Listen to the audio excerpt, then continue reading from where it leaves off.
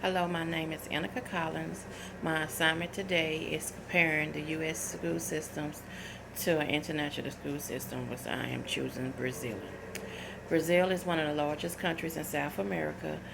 It's the fifth largest in the country, and its size is similar to the United States.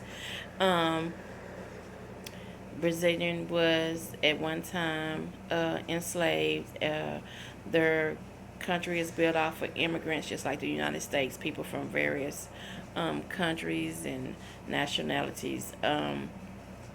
Their education system started off as a Christian education system until under the authority of King Jesus. He said that Christian will no longer be about the church; it should be about the states. Um, in 1822, Brazilian became independent, and that's when they established free elementary education for everybody, because at that time, secondary education was not important.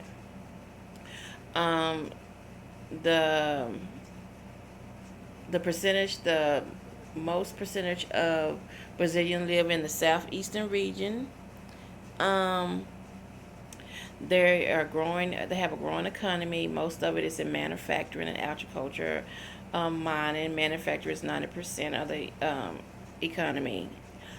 Their education system consists of public schools and private schools, both for free. Um, in 1988, they had a constitution which believed that education is entitled to for everyone and it should be promoted and protected by the government. The education system is ran by the government and the Ministry of Education. Um, the government enforces things like no, their law requires the curriculum to be based on primary and secondary education. The government established things of like the standards, the days of schools, who's going to evaluate the courses, the education levels. Um, the Minister of Education, they're like more like they manage it. They do provide funding for the technical and the financial. And there is pretty much on the state and federal district schools. They monitor the state and federal school systems. They draft education legislatures, and they supervise the schools.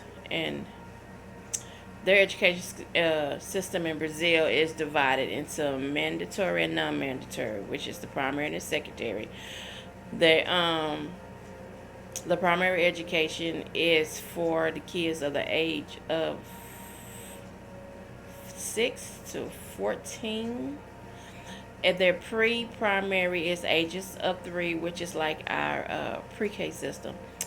After after 15, it's not mandatory for them to go to school, and there's their secondary education, which is like our high school. And then that pretty much teaches them the courses they need to go off into college. The curriculum is divided into Common Core curriculum, which is controlled by the Minister of Education, and all that is requirement is to have a basic knowledge in reading, math, and writing. The diversified is controlled by the local local governments, and they base their curriculum on the students' needs, what's their need, for their around their community, their population, and their curriculum is teaching them the language, teaching them history, chemistry, math, physical educations. Um, um, as far as they type how they deliver their education, like instruction wise, it's pretty much like America. They understand that all kids have different levels, and education has to be, the curriculum has to be based on the kids' needs and their levels, their interests. They incorporate a lot of activities in their lessons. Um, like America, they have to finish high school, which is their primary, to get off into college. Again, education is free. At one time, they were saying like the Brazilian education because it was controlled by a military before the government actually got control of their education, was to keep the Brazilians down. And the purpose of their education, like America, is to help better uh, the economy, help better the kids, provide them with the knowledge they need to get out of the situations they're in, so they can have the skills they need. Because Brazil is a developing a country, and so therefore, as they grow and develop, like America, as we grow and develop, the kids need to be able to grow and develop so they can go get the jobs. Um, Education in Brazil um, was really not that important, because since it's starting to develop, well, a lot of the workers were like skilled workers, were, that they require a lot of skills at one point. But now when they start developing, a lot of people left the rural areas and went to the city and started getting overpopulated.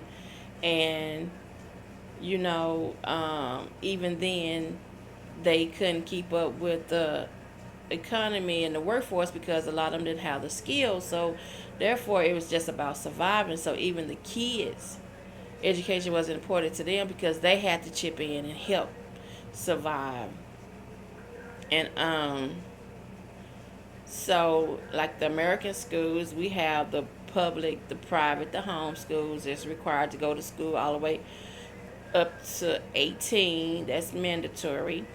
Um, the government sets the standards for our schools and standardized tests. Testing, our funds come from the state, local, and federal government, and our property, when we pay our property taxes.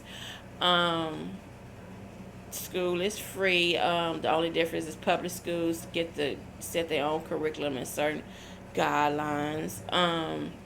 We have elementary, middle, and public, high school, and college. The United States spend more money on their kids for as an education than any other country.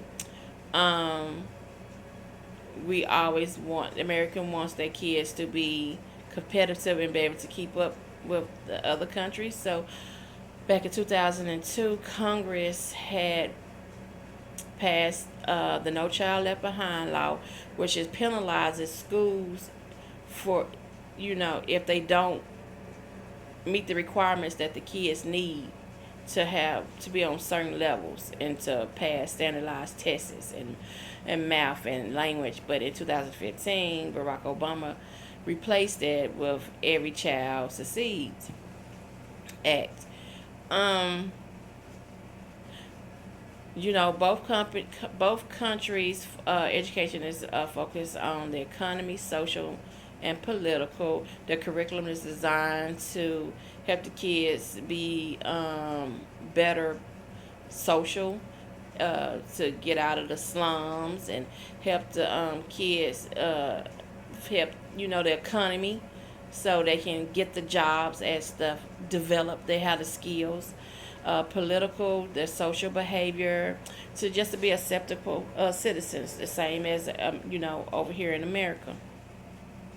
The teachers over there are trained just like American teachers. Have to have certifications, except for in the rural areas, which they consider that more of the danger areas. A lot of teachers don't have a lot of the skills, and right now Brazil is trying to develop a lot of their cities, their poor areas inside of their cities, to get that going, so they can have more schools there to better educate the kids there. What I think America can take away from this is that the importance of education, to, um, to making sure that as we develop and grow economy wise, and that the kids, making sure kids have the same opportunity and develop and grow and the skills they need, so they will be able to go out and get a job, instead of being in the situation that Brazilian were in, that they had they was developing, but they didn't have the skills. The kids and people didn't have the skills to keep up with the jobs. um I think that was pretty much it on comparing America and Brazil school system.